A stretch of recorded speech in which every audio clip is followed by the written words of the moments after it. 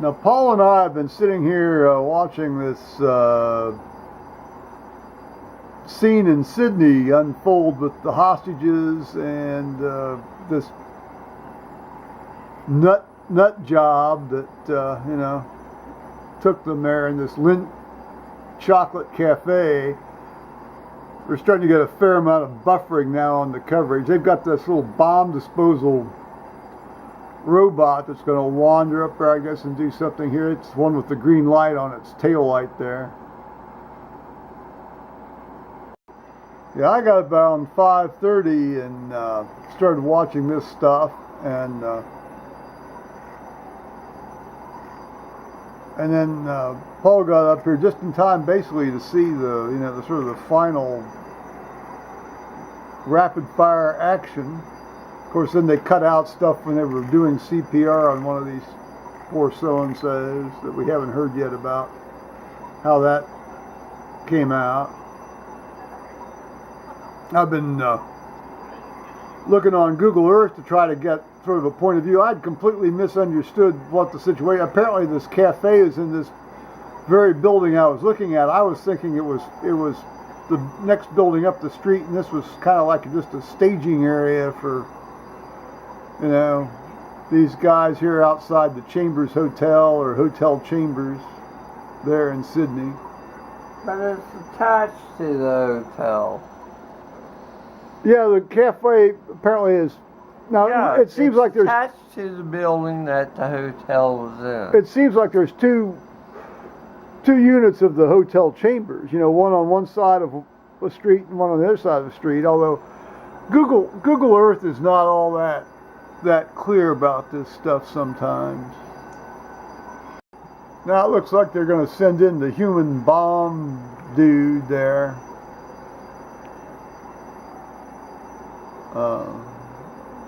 Apparently, reports said this guy had 2 bombs in the cafe itself and 2 others somewhere around Sydney.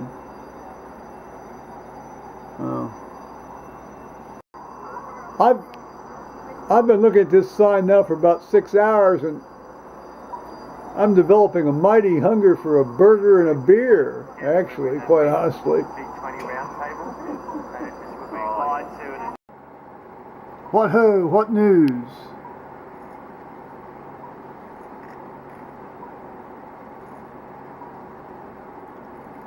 It occurs to me that when they have the shot of the street completely empty, you've got this lurid red light on the side of the building there toward the right of the screen, and occasionally then it turns into blue, and then occasionally into green. It's very surreal. It's not like a traffic light. Oh, here comes the bomb dude back. Oh, now see. Well, it looks like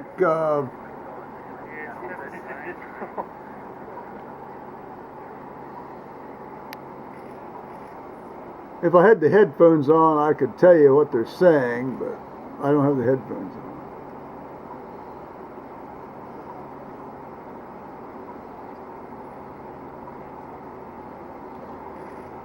Well, at least nobody's been blown up yet, fortunately. I dare say I bet you one of those hostages didn't make it, but that hasn't been reported yet. If you come out and somebody's pumping on your chest, that's never a good sign, guys. You always hear about the times it works, but you rarely hear about the times it doesn't work, and those are much more numerous.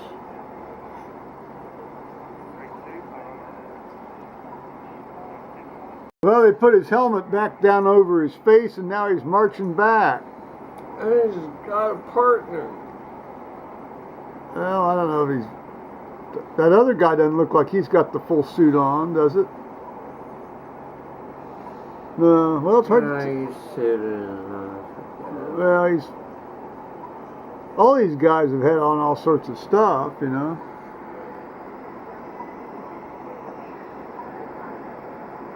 little night vision goggle action. What do you think, Paul?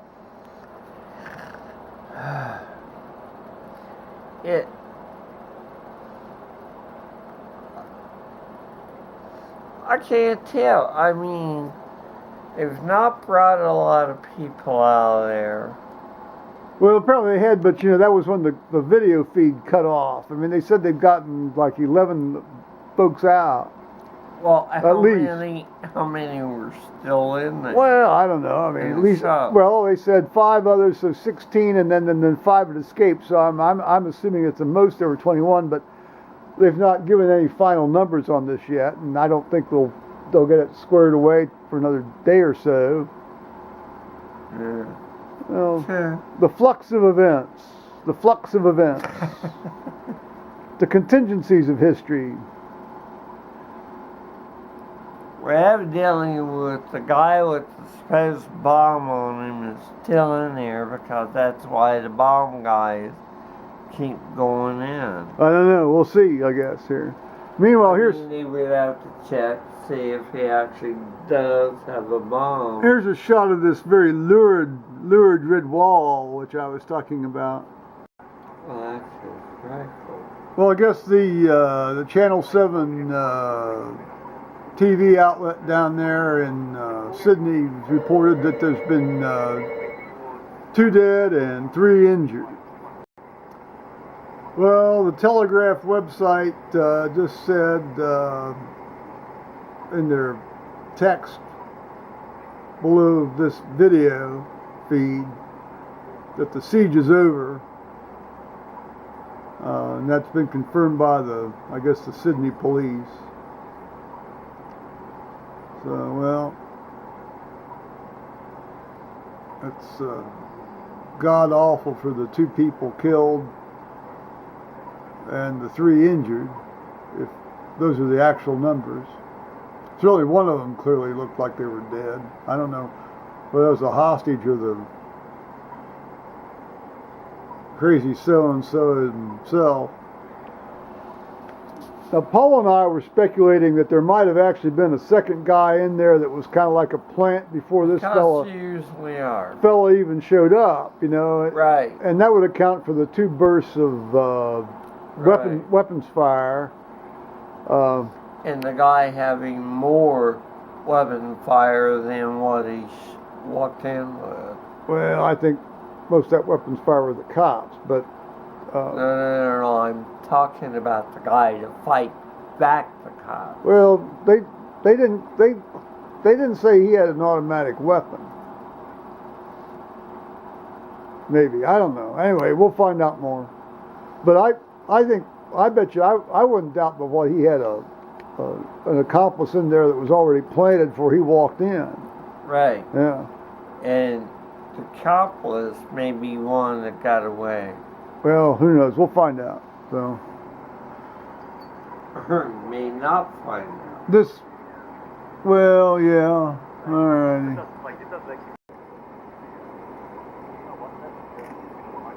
Well, it looks like they got the bomb disposal guy a chair to sit in.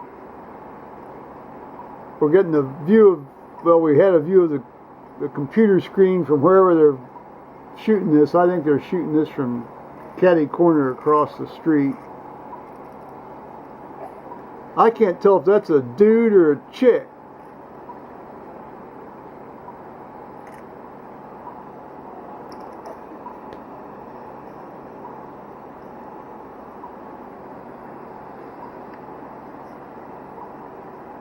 Well, alright. I think they're coming to pick up everybody from this shop that got away or survived. That's in the damn hotel. Well, if they weren't injured, I don't see why they need to be hauled off and subjected to medical, quote, care, unquote. It's just what people will do. Nothing good happens to you in the pest house, and I'm sure that they do it with the best of intentions, but I know. if you're obviously not injured, why have that done to you? They will. Well, I know. I mean, that doesn't bode well for human freedom, though, does it? No. No, it doesn't. Cannot explain the reason these people would do that from that shop, but they will do it. Well, I'm sure that there's some people that were injured. Obviously, there were some that were killed, but, you know.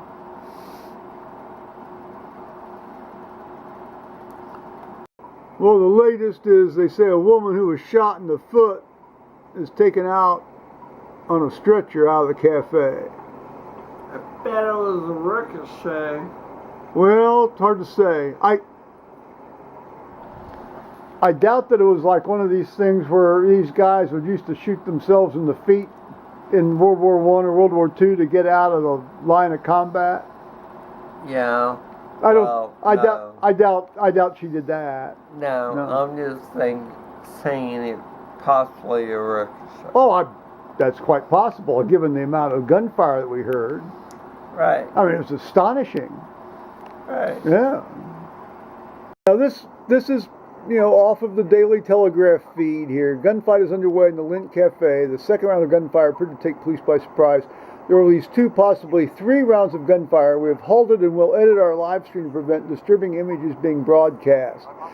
Now it's interesting. This is the second time. Well, this post has been edited at least once and added to, and maybe even twice, since it was first put up. And this raises an interesting issue for me.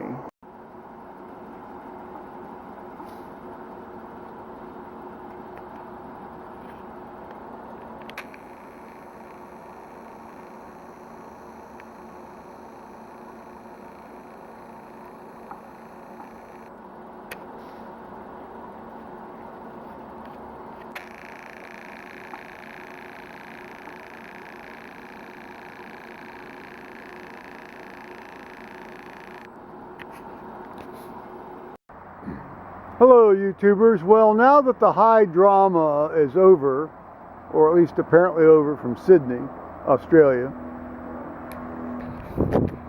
this is Joe Kersey here on Monday, December 15th at around 11:15, 11:20 in the morning, Eastern Time. Now,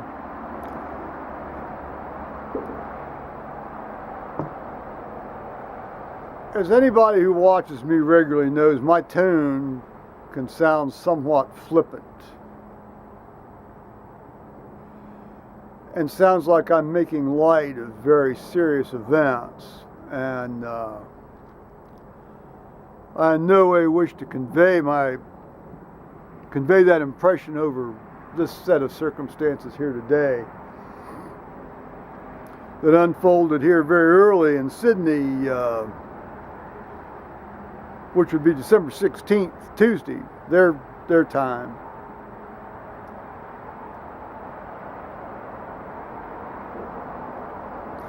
See, this reminded me of a point I made shortly after these September 11th, 2001 attacks there on the World Trade Center towers here in New York City. I said, you know, they have video of both planes flying into these towers, and they have video of these towers collapsing, and video of people jumping off these towers rather than get burned up. And I said at the time, this needs to be broadcast sometime during prime time every evening on every major channel in the United States. One time a day, prime time, maybe not the same time each time in prime time, once a day in the United States, to keep people's minds focused on what this is all about and what we're up against. And I have a sense from watching this stuff from Australia this morning for me and very early morning for them, on 2 different days. That this is the kind of stuff they need to see every day to remind them of what they're up against. And it's the same thing when the July 7th stuff happened over in London a few years back. You know, you need to show some video of that every night to remind people of what you guys are up against. Because this is going to be a really long haul slog here, folks. Unless we forget the nature of the people who are up against us and out to destroy our way of life, people tend to get complacent. I'll draw you an analogy. Now, I'm going to be 63 here in about 3 weeks. And growing up, I remember if you were allowed to stay up late enough to watch the TV station sign off. See, in those days in the late 50s and very early 60s, television stations didn't broadcast 24 hours a day. They did generally knock off anywhere between 11 and 1 in the morning. 11 at night and 1 in the morning. But every time they signed off, they had sort of a montage, and they were slightly different. They varied from time to time. One of them was basically just an American flag with the Star-Spangled Banner. Others of them featured Strategic Air Command bombers and somebody reading the poem High Flight, which has always been a favorite of mine. Others showed a mixture of the two. But this was during the height of the Cold War, you know, when Khrushchev said, you know, I'm going to destroy you, or we will destroy you. And then, you know, with the advent of 24-hour-a-day television, that stuff went away. You know, the Cold War was still sort of going on, but, well, I can't say ever wound down in intensity, and actually, toward the end, it got worse with Brezhnev and Andropov. Andropov was a nut.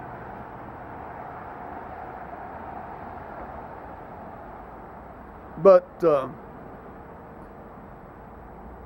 see, this is the kind of thing that I think societies need to keep reminding themselves of what they're up against. I mean, if you're up against outfits that are out to destroy your way of life and the way you live and obliterate human freedom and being able to govern yourself in a way that allows for liberty, you know, to other human beings around you, as long as you're not harming each other in the process. I think we need to be reminded of that, because, you know, there are people out there who would clearly just take that away from us very gladly.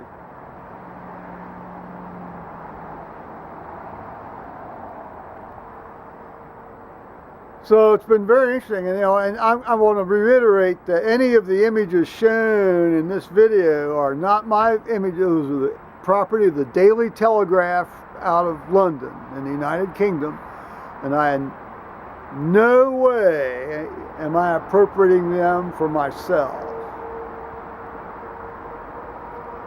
So anybody out there in YouTube Google land who wants to try to pull the trigger on me, that's not my intention. View this as an act of reportage. All right. Well, from the ridiculous, I guess, on one sense, to the sublime, although they can intermingle here, can't they?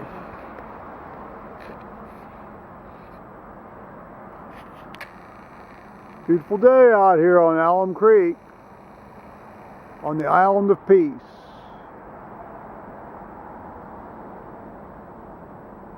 And to my Australian friends down there, I hope your island of peace works out real well for you. Alrighty. Bye-bye, YouTubers.